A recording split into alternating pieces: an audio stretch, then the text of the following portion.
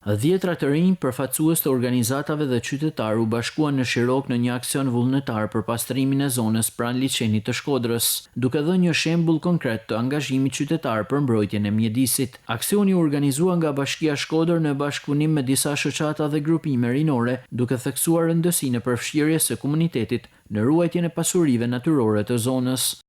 Unë dhe moshatar të mi sot u bëm pjesë të vullnetarëve të Act for Shkodra për të pastruar liçenin ton të bukur të Shkodrës. Sot ju bëjmë thirrje të gjithëve, shkodranëve dhe jo vetëm, të pastrojnë dhe të mirëmbajnë sadopak jo vetëm liçenin e Shkodrës, por të gjithë qytetin. Bashkia Shkodër si gjithmonë është në suport të rinjve dhe vullnetarëve që duan të marrin aksione për qytetin dhe ndërgjegjësimin e të rinjve dhe brezave për pastrimin dhe mbajtjen pastër e aseteve tona më të rëndësishme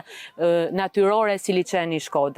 Ky është aksioni tjetër i radhës pas atij të Velipojës për të pastruar dhe të mbajtur pastër liçenin. Jo vetëm një ditë pastrimi, por një ditë ndërgjegjësimi për të gjithë brezat, që kushdo që kalon dhe vjen një pasdite apo kalon rrugës, të mbaj pastër, me turina të hedhen në vendin e duhur dhe të kontribojë në këto pasuri natyrore të ruhen e të trashëgohen të pastra brez pas brezi. Sigurisht që kësaj nisme nuk ishte se si t'i mungonte dhe drejtoria rajonale e trashëgimisë kulturore,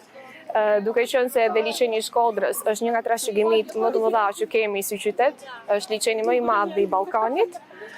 dhe ne të japim kontributin ton në ruajtjen, në mirëmbajtjen e mjedisit dhe riciklimin e mbeturinave për të mbrojtur sa më shumë biodiversitetin e liçenit të Shkodrës. Gjatë aktivitetit u pastruan mbetjet në vijen breg liçenore të Shirokës, ndërsa u përcodh edhe një mesazh sensibilizues për qytetarët mbi nevojën e kujdesit dhe mbajtjes pastër të hapësirave publike. Nga Shiroka u dha një shembull i qartë se mbrojtja e mjedisit është përgjegjësi e përbashkët dhe se përmes bashkëpunimit mund të arrihen rezultate konkrete në ruajtjen e një prej pasurive më të rëndësishme natyrore të Shkodrës.